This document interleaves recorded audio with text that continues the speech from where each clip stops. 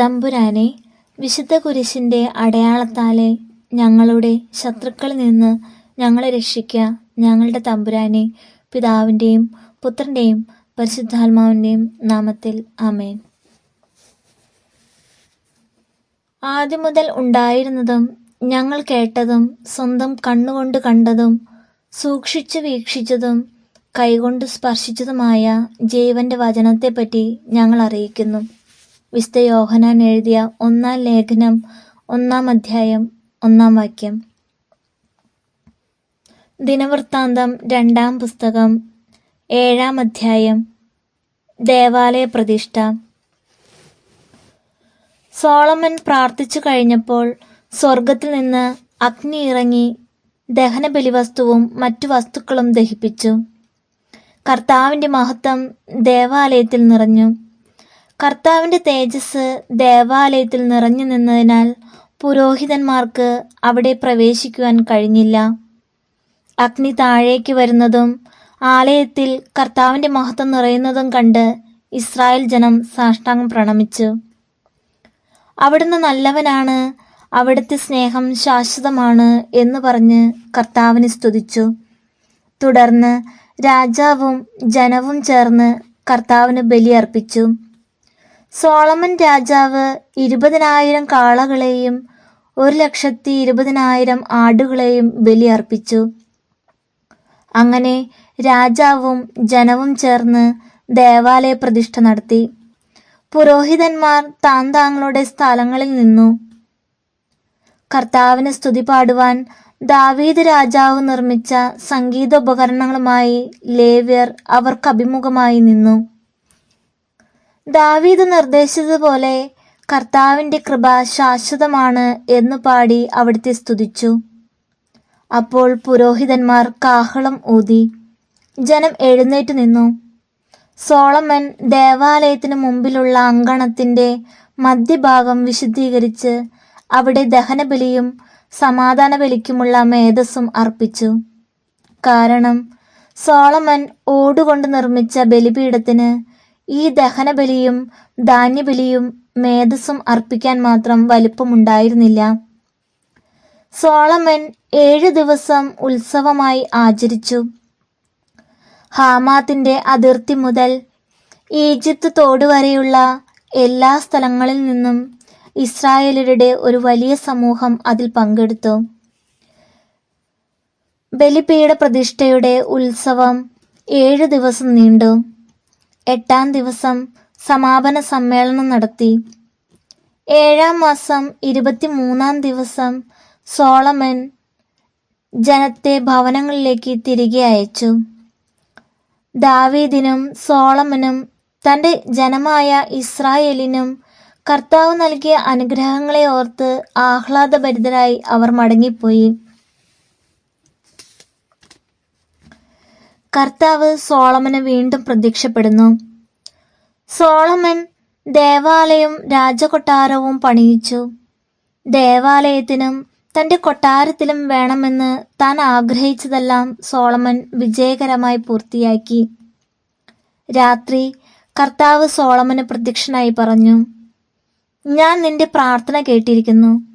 എനിക്ക് ബലി അർപ്പിക്കാനുള്ള ആലയമായി ഈ സ്ഥലം ഞാൻ തിരഞ്ഞെടുത്തിരിക്കുന്നു. ഞാൻ മഴ തരാതെ ആകാശം അടയ്ക്കുകയോ ദേശത്തെ കൃഷി നശിപ്പിക്കുവാൻ വെട്ടുകിളിയെ നിയോഗിക്കുകയോ എൻ്റെ ജനത്തിനിടയിൽ മഹാമാരി അയക്കുകയോ ചെയ്യുമ്പോൾ എൻ്റെ നാമം പേറുന്ന എൻ്റെ ജനം എന്നെ അന്വേഷിക്കുകയും തങ്ങളെ തന്നെ എളിമപ്പെടുത്തി പ്രാർത്ഥിക്കുകയും തങ്ങളുടെ ദുർമാർഗങ്ങളിൽ നിന്ന് പിന്തിരിയുകയും ചെയ്താൽ ഞാൻ സ്വർഗത്തിൽ നിന്ന് അവരുടെ പ്രാർത്ഥന കേട്ട് അവരുടെ പാപങ്ങൾ ക്ഷമിക്കുകയും അവരുടെ ദേശം സമ്പുഷ്ടമാക്കുകയും ചെയ്യും. ഇവിടെ നിന്ന് ഉയരുന്ന പ്രാർത്ഥനയ്ക്ക് നേരെ എൻ്റെ കണ്ണും കാതും ജാഗരൂകമായിരിക്കും. എൻ്റെ നാമം ഇവിടെ എന്നേക്കും നിലനിൽക്കേണ്ടതിന് ഞാൻ ഈ ആലയം തിരഞ്ഞെടുത്തു. വിശദീകരിച്ചിരിക്കുന്നതിനാൽ എൻ്റെ ഹൃദയപൂർവമായ കടാക്ഷം സദാ ഇതിന്മേൽ ഉണ്ടായിരിക്കും. നിന്റെ പിതാവായ ദാവീദിനെ പോലെ നീയും എൻ്റെ കൽപ്പനകൾ ആചരിച്ച് എൻ്റെ പ്രമാണങ്ങളും നിയമങ്ങളും പാലിച്ച് എൻ്റെ മുൻപാകെ നടക്കുമെങ്കിൽ ഞാൻ നിന്റെ രാജകീയ സിംഹാസനം സുസ്ഥിരമാക്കും. നിന്റെ പിതാവായ ദാവീദുമായി ചെയ്ത ഉടമ്പടി അനുസരിച്ച് ഇസ്രായേലിനെ ഭരിക്കാൻ നിനക്കൊരു സന്തതി ഇല്ലാതെ പോവുകയില്ല.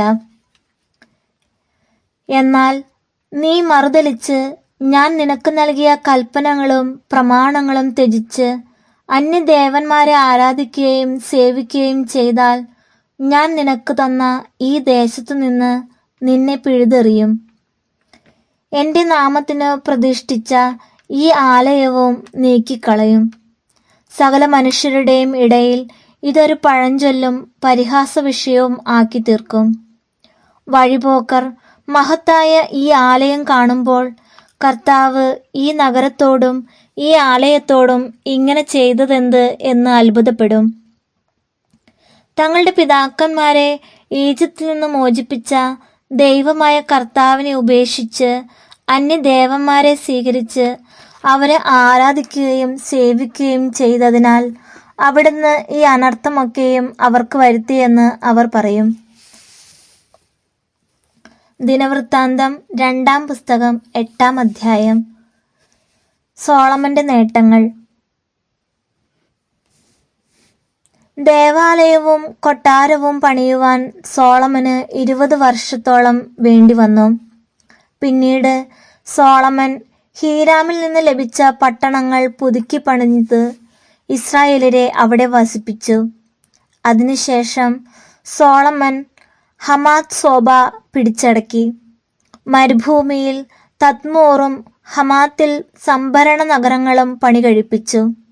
കൂടാതെ മതിലും കവാടങ്ങളും ഓടാമ്പലുകളും കൊണ്ട് സുരക്ഷിതമായ ഉത്തര-ദക്ഷിണ ബെത്ത്ഹോറോൺ നഗരങ്ങൾ, ബാലാത്ത്, സോളമനുണ്ടായിരുന്ന സംഭരണ നഗരങ്ങൾ, രഥങ്ങളും കുതിരച്ചേവകന്മാരുമുള്ള നഗരങ്ങൾ, ഇങ്ങനെ ജെറുസലേമിലും ലെബനോനിലും തൻ്റെ ആധിപത്യത്തിലുള്ള ദേശങ്ങളിലൊക്കെയും ആഗ്രഹിച്ചതെല്ലാം അവൻ പണിതു. ഇസ്രായേലിലല്ലാത്ത ഹിത്യർ, അമോന്യർ, പെരിസ്യർ, ഹിവ്യർ, ജബുസ്യർ എന്നിങ്ങനെ ദേശത്ത് ശേഷിച്ചിരുന്നവരെ സോളമൻ ദാസ്യവൃത്തിക്ക് നിയോഗിച്ചു. അവർ ഇന്നും അങ്ങനെ തുടരുന്നു. എന്നാൽ ഇസ്രായേലരെ സോളമൻ അടിമവേലയ്ക്ക് ഏർപ്പെടുത്തിയില്ല. അവരെ പടയാളികളായും പടത്തലവന്മാരായും രഥങ്ങളുടെയും കുതിരകളുടെയും അധിപതികളായും നിയമിച്ചു. സോളമൻ രാജാവിൻ്റെ പ്രധാന സേവകന്മാരായി ജനത്തിൻ്റെ മേൽനോട്ടം വഹിച്ചിരുന്നവർ 250 പേരുണ്ടായിരുന്നു. കർത്താവിൻ്റെ പേടകം ഇരിക്കുന്നിടം വിശുദ്ധമാണ്. ആകയാൽ ഫറവോയുടെ മകളായ എൻ്റെ ഭാര്യ ഇസ്രായേൽ രാജാവായ ദാവീദിന്റെ കൊട്ടാരത്തിൽ വസിച്ചുകൂടാ എന്ന് പറഞ്ഞ് സോളമൻ അവളെ അവിടെ നിന്ന് കൊണ്ടുപോയി അവൾക്കായി പണിത കൊട്ടാരത്തിൽ പാർപ്പിച്ചു. ദേവാലയ ഭൂമുഖത്തിന്റെ മുമ്പിൽ താൻ പണിയിച്ച കർത്താവിന്റെ ബലിപീഠത്തിന്മേൽ മോശയുടെ കൽപ്പനയനുസരിച്ച് സാബത്ത്, അമാവാസി എന്നീ ദിവസങ്ങളിലും പുളിപ്പില്ലാത്ത അപ്പത്തിന്റെ തിരുനാൾ, വാരോത്സവം, കൂടാര തിരുനാൾ എന്നീ 3 വാർഷിക ഉത്സവങ്ങളിലും അതാത് ദിവസത്തെ വിധി അനുസരിച്ച് സോളമൻ ദൈവത്തിന് ദഹനബലി അർപ്പിച്ചു. തന്റെ പിതാവായ ദാവീദ് നിർദ്ദേശിച്ചിരുന്ന പോലെ പുരോഹിതന്മാരെ ഗണം തിരിച്ച് അതാത് ശുശ്രൂഷയ്ക്കായി നിയോഗിച്ചു. സ്തുതിഗീതം ആലപിക്കാനും പുരോഹിതന്മാരെ സഹായിക്കാനുമായി ലേവ്യരെ ഓരോ ദിവസത്തെ ക്രമമനുസരിച്ച് നിയമിച്ചു. കൂടാതെ ഓരോ വാതിലിനും കാവൽക്കാരെയും നിയോഗിച്ചു. ദൈവപുരുഷനായ ദാവീദ് ഇങ്ങനെയെല്ലാം കൽപ്പിച്ചിട്ടുണ്ടായിരുന്നു. ഭണ്ഡാരത്തിന്റെ കാര്യത്തിലോ മറ്റെന്തെങ്കിലും കാര്യത്തിലോ പുരോഹിതന്മാരും ലേവ്യരും രാജകൽപ്പന ധിക്കരിച്ചില്ല. ദേവാലയത്തിന്റെ അടിസ്ഥാനമിട്ടതു മുതൽ പൂർത്തീകരിക്കുന്നത് വരെയുള്ള സകല പണികളും സമാപിച്ചു. അങ്ങനെ ദേവാലയം പൂർത്തിയായി. പിന്നീട് സോളമൻ ഏദോം ദേശത്തെ എസിയോൻ ഗേബർ, ഏലോത്ത് എന്നീ തുറമുഖങ്ങളിലേക്ക് പോയി.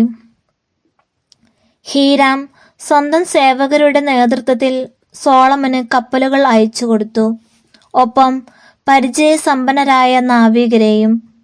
അവർ സോളമന്റെ ഭൃത്യന്മാരോട് കൂടെ ഓഫീറിലേക്ക് പോയി. അവിടെ നിന്ന് അവർ 450 താലന്ത് സ്വർണം സോളമൻ രാജാവിന് കൊണ്ടുവന്നു കൊടുത്തു. ദിനവൃത്താന്തം 2-ാം പുസ്തകം 9-ാം അധ്യായം. ഷേബരാജ്ഞിയുടെ സന്ദർശനം. ഷേബരാജ്ഞി സോളമന്റെ പ്രശസ്തിയെക്കുറിച്ച് കേട്ടു. കുടുക്കു ചോദ്യങ്ങളാൽ അവനെ പരീക്ഷിക്കാൻ ജെറുസലേമിലേക്ക് വന്നു. സുഗന്ധദ്രവ്യങ്ങൾ, ഏറെ സ്വർണം, രത്നങ്ങൾ എന്നിവയുമായി അനേകം ഒട്ടകങ്ങളും ഒരു വലിയ പരിവാരവുമായാണ് വന്നത്. സോളമനെ കണ്ടപ്പോൾ മനസ്സിൽ കരുതിയിരുന്ന ചോദ്യങ്ങളെല്ലാം ചോദിച്ചു. സോളമൻ ചോദ്യങ്ങൾക്കെല്ലാം ഉത്തരം നൽകി. ഉത്തരം നൽകാനാവാത്ത വിധം ഒന്നും അവന് അജ്ഞാതമായിരുന്നില്ല.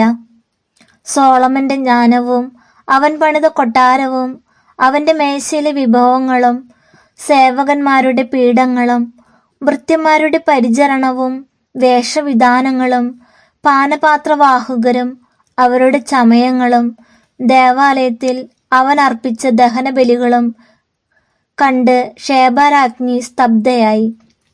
അവൾ രാജാവിനോട് പറഞ്ഞു, ഞാൻ എൻ്റെ നാട്ടിൽ വെച്ച് അങ്ങയെയും അങ്ങയുടെ ജ്ഞാനത്തെയും കുറിച്ച് കേട്ടതെല്ലാം വാസ്തവമാണ്. ഇവിടെ വന്ന് സ്വന്തം കണ്ണുകൊണ്ട് കാണുന്നതുവരെ ഞാൻ അവ വിശ്വസിച്ചിരുന്നില്ല. അങ്ങയുടെ ജ്ഞാനത്തിൻ്റെ മാഹാത്മ്യത്തിൽ പകുതി പോലും ഞാൻ അറിഞ്ഞിരുന്നില്ല. ഞാൻ കേട്ടതിനേക്കാൾ എത്രയോ ശ്രേഷ്ഠമായാണ് അങ്ങ്. അങ്ങയുടെ ഭാര്യമാർ എത്ര ഭാഗ്യവതികൾ. സദാ അങ്ങയെ പരിചരിക്കുകയും അങ്ങയുടെ ജ്ഞാനോക്തികൾ ശ്രവിക്കുകയും ചെയ്യുന്ന ഭൃത്യന്മാർ എത്ര ഭാഗ്യവാന്മാർ. തൻ്റെ സിംഹാസനത്തിൽ അങ്ങയെ രാജാവായി വാഴിക്കാൻ തിരുമനസ്സായ അങ്ങയുടെ ദൈവമായ കർത്താവ് വാഴ്ത്തപ്പെട്ടവൻ. അങ്ങയുടെ ദൈവം ഇസ്രായേലിനെ സ്നേഹിക്കുകയും അവരെ എന്നേക്കും സുസ്ഥിരമാക്കാൻ ആഗ്രഹിക്കുകയും ചെയ്തത് കൊണ്ടാണ് അവർക്ക് നീതിയും ന്യായവും നടത്തിക്കൊടുക്കാൻ അങ്ങയെ അവരുടെ രാജാവാക്കിയിരിക്കുന്നത്. 120 താലന്ത് സ്വർണവും വളരെയധികം സുഗന്ധദ്രവ്യങ്ങളും രത്നങ്ങളും അവൾ രാജാവിന് കൊടുത്തു. ഷേബരാജ്ഞി സോളമൻ രാജാവിന് കൊടുത്തതുപോലുള്ള സുഗന്ധദ്രവ്യങ്ങൾ പിന്നീട് ഒരിക്കലും കണ്ടിട്ടില്ല. സോളമന്റെയും ഹീരാമിന്റെയും ഭൃത്യന്മാർ ഓഫീറിൽ നിന്ന് പൊന്നിനു പുറമെ രക്തചന്ദനവും രത്നങ്ങളും കൊണ്ടുവന്നിട്ടുണ്ടായിരുന്നു. ചന്ദനത്തടി കൊണ്ട് ദേവാലയത്തിൻ്റെയും കൊട്ടാരത്തിൻ്റെയും പടികളും ഗായകർക്ക് വേണ്ട വീണകളും കിന്നരങ്ങളും നിർമ്മിച്ചു. ഇതിന് മുൻപ് യൂദാദേശത്തെങ്ങും ഇതുപോലെയൊന്നും കണ്ടിട്ടില്ല. പ്രതിസമ്മാനത്തിന് പുറമെ ഷേബരാജ്ഞി ആഗ്രഹിച്ചതൊക്കെയും സോളമൻ രാജാവ് അവർക്ക് കൊടുത്തു. അവൾ പരിവാരസമേതം സ്വദേശത്തേക്ക് മടങ്ങി. സോളമന്റെ സമ്പത്ത്. വ്യാപാരികളും വണിക്കുകളും കൊടുക്കുന്നതിന് പുറമെ സോളമന് പ്രതിവർഷം 660 താലന്ത് സ്വർണം ലഭിച്ചിരുന്നു. ദേശാധിപതികളും അറേബ്യയിലെ രാജാക്കന്മാരും സോളമന് സ്വർണവും വെള്ളിയും കൊടുത്തിരുന്നു. അടിച്ചു പരത്തിയ സ്വർണം കൊണ്ട് സോളമൻ 200 വലിയ പരിചകൾ ഉണ്ടാക്കി. ഓരോ പരിചയ്ക്കും 600 ഷെക്കൽ സ്വർണം വേണ്ടിവന്നു. 300 ഷെക്കൽ വീതം തൂക്കമുള്ള 300 ചെറിയ പരിചകളും അവൻ സ്വർണപ്പാളികൾ കൊണ്ട് നിർമ്മിച്ചു. രാജാവ് ഇവയെല്ലാം ലെബനോൻ കാനന മന്ദിരത്തിൽ സൂക്ഷിച്ചു. രാജാവ് ദന്തം കൊണ്ട് ഒരു വലിയ സിംഹാസനം പണിതു. തങ്കം പൊതിഞ്ഞു. സിംഹാസനത്തിന് 6 പടികളും സ്വർണനിർമ്മിതമായ പാദപീഠവും ഉണ്ടായിരുന്നു. ഇരുവശത്തും കൈത്താങ്ങികളും അതിനടുത്തായി 2 സിംഹപ്രതിമകളും തീർത്തിരുന്നു. 6 പടികളിൽ ഇരുവശത്തുമായി 12 സിംഹങ്ങൾ നിന്നിരുന്നു. ഇത്തരം ഒരു ശില്പം മറ്റൊരു രാജ്യത്തും ഉണ്ടായിരുന്നില്ല. സോളമന്റെ പാനപാത്രങ്ങളെല്ലാം സ്വർണ്ണ നിർമ്മിതമായിരുന്നു. ലെബനോൻ കാനന മന്ദിരത്തിലെ പാത്രങ്ങളെല്ലാം സ്വർണം കൊണ്ടുള്ളതായിരുന്നു. സോളമന്റെ കാലത്ത് വെള്ളിക്ക് വിലയുണ്ടായിരുന്നില്ല. രാജാവിന്റെ കപ്പലുകൾ ഹീരാമിന്റെ ഭൃത്യന്മാരുമായി താർഷീഷിലേക്ക് പോകും. 3 വർഷത്തിലൊരിക്കൽ ഈ കപ്പലുകൾ അവിടെ നിന്ന് സ്വർണം, വെള്ളി, ദന്തം, കുരങ്ങുകൾ, മയിലുകൾ ഇവയുമായി മടങ്ങി വരും. അങ്ങനെ സോളമൻ രാജാവ് ധനത്തിലും ജ്ഞാനത്തിലും ഭൂമിയിലെ രാജാക്കന്മാരെയെല്ലാം പിന്നിലാക്കി. ദൈവം സോളമന് കൊടുത്ത ജ്ഞാനം ശ്രവിക്കാൻ ഭൂമിയിലെ സകല രാജാക്കന്മാരും അവന്റെ സാന്നിധ്യം തേടി. ഓരോരുത്തരും ആണ്ടുതോറും സ്വർണവും വെള്ളിയും കൊണ്ടുള്ള ഉരുപ്പിടികൾ, തുണിത്തരങ്ങൾ, മീറ, സുഗന്ധദ്രവ്യം, കുതിര, കോവർക്കഴുത എന്നിവ ധാരാളമായി അവന് സമ്മാനിച്ചു. കുതിരകൾക്കും രഥങ്ങൾക്കുമായി 4000 ലായങ്ങളും 12,000 കുതിരച്ചേവകരും ഉണ്ടായിരുന്നു. രാജാവിന്റെ അടുത്ത് ജെറുസലേമിലും രഥനഗരങ്ങളുമായി അവരെ നിർത്തി. യൂഫ്രട്ടീസ് മുതൽ ഫിലിസ്ത്യ ദേശം വരെയും ഈജിപ്തിന്റെ അതിർത്തി വരെയുമുള്ള എല്ലാ രാജാക്കന്മാരുടെയും അധിപനായിരുന്നു സോളമൻ. ജെറുസലേമിൽ വെള്ളി കല്ലുപോലെ അവൻ സുലഭമാക്കി. ദേവദാരു ഷെഫേല താഴ്വരയിലെ അത്തിമരം പോലെ സമൃദ്ധവുമാക്കി. ഈജിപ്തിൽ നിന്ന് മറ്റെല്ലാ ദേശങ്ങളിൽ നിന്നും കുതിരകളെയും സോളമൻ ഇറക്കുമതി ചെയ്തിരുന്നു. സോളമന്റെ ആദ്യ അവസാനമുള്ള മറ്റു പ്രവർത്തനങ്ങൾ നാഥാൻ പ്രവാചകന്റെ ചരിത്രത്തിലും ഷീലോന്യനായ അഹിയായുടെ പ്രവചനത്തിലും ദീർഘദർശിയായ ഇദ്നോദും നെബാത്തിന്റെ മകനായ ജെറോബോവാമിനെയും കുറിച്ചും ലഭിച്ച ദർശനങ്ങളിലും രേഖപ്പെടുത്തിയിട്ടുണ്ടല്ലോ. സോളമൻ 40 വർഷം ജെറുസലേമിൽ ഇസ്രായേൽ മുഴുവന്റെയും അധിപനായി വാണു. അവൻ പിതാക്കന്മാരോട് ചേർന്നു തന്റെ പിതാവായ ദാവീദിന്റെ നഗരത്തിൽ സംസ്കരിക്കപ്പെട്ടു. മകൻ റഹോബോവാം ഭരണമേറ്റു. ദിനവൃത്താന്തം 2-ാം പുസ്തകം 10-ാം അധ്യായം. രാജ്യം പിളരുന്നു. റഹോബോവാമിനെ രാജാവാക്കാൻ ഇസ്രായേൽ ജനം ഷെക്കേമിൽ സമ്മേളിച്ചു. അവൻ അങ്ങോട്ട് ചെന്നു. നെബാത്തിന്റെ മകൻ ജെറോബോവാം ഇത് കേട്ട് ഈജിപ്തിൽ നിന്ന് മടങ്ങി വന്നു. അവൻ സോളമന്റെ അടുത്ത് നിന്ന് ഈജിപ്തിലേക്ക് ഒളിച്ചോടിയതായിരുന്നു. അവർ അവനെ ആളയച്ചു വരുത്തി. ജെറോബോവാമും ഇസ്രായേൽ ജനവും റഹോബോവാമിന്റെ അടുത്ത് വന്നു പറഞ്ഞു, അങ്ങയുടെ പിതാവ് ഞങ്ങളുടെ നുകത്തിന് ഭാരം കൂട്ടി. ആ ഭാരിച്ച നുകവും കഠിനവേലയും ലഘൂകരിച്ചു തരിക. എന്നാൽ ഞങ്ങൾ അങ്ങയെ സേവിക്കാം. 3 ദിവസം കഴിഞ്ഞ് വീണ്ടും വരുവിൻ, റഹോബോവാം അവരോട് പറഞ്ഞു. ജനം പിരിഞ്ഞുപോയി.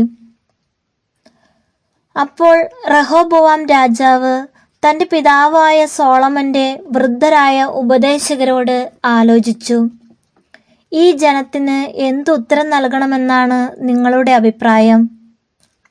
അവർ പറഞ്ഞു, അങ്ങ് ഈ ജനത്തോട് നല്ല വാക്കു പറഞ്ഞ് അവരെ സന്തോഷിപ്പിക്കുകയും അവരോട് ദയ കാണിക്കുകയും ചെയ്താൽ അവർ എന്നും അങ്ങയുടെ ദാസന്മാരായിരിക്കും.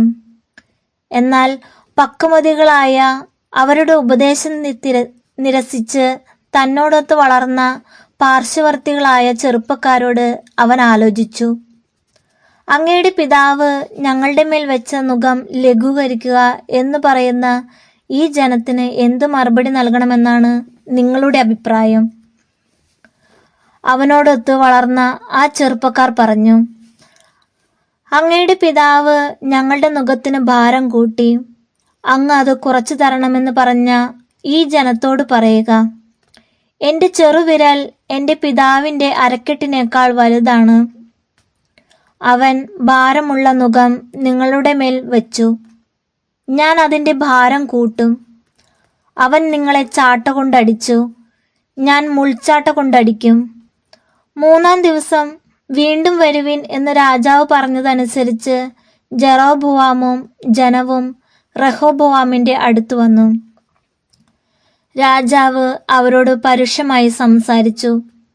പ്രായമായവരുടെ ഉപദേശം ത്യജിച്ച് ചെറുപ്പക്കാരുടെ വാക്കു കേട്ടു റഹോബോവാം രാജാവ് അവരോട് പറഞ്ഞു, എൻ്റെ പിതാവ് നിങ്ങളുടെ മേൽ ഭാരമുള്ള നുകം വച്ചു, ഞാൻ അതിൻ്റെ ഭാരം കൂട്ടും. എൻ്റെ പിതാവ് നിങ്ങളെ ചാട്ട കൊണ്ടടിച്ചു, ഞാൻ മുൾച്ചാട്ട കൊണ്ടടിക്കും. രാജാവ് ജനത്തിൻ്റെ അപേക്ഷ കേട്ടില്ല. നെബാത്തിന്റെ മകനായ ജെറോബോവാമിനോട് ഷീലോന്യനായ അഹിയ മുഖേന ദൈവമായ കർത്താവ് അരുളിച്ചെയ്തത് നിറവേറ്റുന്നതിനാണ് ഇപ്രകാരം സംഭവിക്കാൻ അവിടുന്ന് ഇടയാക്കിയത്. രാജാവ് തങ്ങളുടെ അപേക്ഷ സ്വീകരിച്ചില്ല എന്ന് കണ്ട് ജനം പറഞ്ഞു, ദാവീദ് രാജാവുമായി ഞങ്ങൾക്കെന്തു ബന്ധം? ജസ്സയുടെ പുത്രനിൽ ഞങ്ങൾക്കെന്ത് അവകാശം? ഇസ്രായേലേ, കൂടാരങ്ങളിലേക്ക് മടങ്ങുക. ദാവീദേ, നിന്റെ കാര്യം നോക്കിക്കൊള്ളുക. ഇസ്രായേലിയർ തങ്ങളുടെ കൂടാരങ്ങളിലേക്ക് മടങ്ങി. റഹോബോവാം യൂദാ നഗരങ്ങളിൽ പാർത്തിരുന്ന ഇസ്രായേലിയരെ ഭരിച്ചു. പിന്നീട് റഹോബോവാം അടിമകളുടെ മേൽനോട്ടക്കാരനായ ഹദോറാമിനെ ഇസ്രായേലരുടെ അടുക്കലേക്ക് അയച്ചു. എന്നാൽ അവർ അവനെ കല്ലെറിഞ്ഞു കൊന്നു. റഹോബോവാം രാജാവ് തിടുക്കത്തിൽ തേരിൽ ജെറുസലേമിലേക്ക് പോയി. ഇസ്രായേലിയർ ഇന്നും ദാവീദിന്റെ ഭവനത്തോട് മത്സരത്തിലാണ്. നമ്മുടെ ദൈവമായ കർത്താവിന് സ്തുതി. സ്വർഗസ്നായ ഞങ്ങളുടെ പിതാവേ, അങ്ങയുടെ നാമം പൂജിതമാകണമേ. അങ്ങയുടെ രാജ്യം വരണമേ. അങ്ങയുടെ തിരുമനസ് സ്വർഗത്തിൽ പോലെ ഭൂമിയിലുമാകണമേ. അന്നു വേണ്ടുന്ന ആഹാരം ഇന്ന് ഞങ്ങൾക്ക് തരണമേ. ഞങ്ങളുടെ കടക്കാരോട് ഞങ്ങൾ ക്ഷമിച്ചിരിക്കുന്നത് പോലെ ഞങ്ങളുടെ തെറ്റുകൾ ഞങ്ങളോടും ക്ഷമിക്കണമേ. ഞങ്ങളെ പ്രലോഭനത്തിൽ ഉൾപ്പെടുത്തരുതേ, തിന്മയിൽ നിന്ന് ഞങ്ങളെ രക്ഷിച്ചുകൊള്ളണമേ. ആമേൻ. നന്മ നിറഞ്ഞ മറിയമേ, സുസ്തി, കർത്താവ് അങ്ങയോട് കൂടെ സ്ത്രീകളിൽ അങ്ങ് അനുഗ്രഹിക്കപ്പെട്ടവളാവുന്നു. അങ്ങയുടെ ഉദരത്തിൻ ഫലമായ ഈശോ അനുഗ്രഹിക്കപ്പെട്ടവനാവുന്നു. പരിശുദ്ധ മറിയമേ, തമ്പുരാന്റെ അമ്മേ, പാപികളായ ഞങ്ങൾക്ക് വേണ്ടി എപ്പോഴും ഞങ്ങളുടെ മരണസമയത്തും തമ്പുരാനോട് അപേക്ഷിച്ചു കൊള്ളണമേ. ആമേൻ. പിതാവിനും പുത്രനും പരിശുദ്ധാത്മാവിനും സ്തുതി, ആദിയിലെ പോലെ ഇപ്പോഴും എപ്പോഴും എന്നേക്കും. ആമേൻ.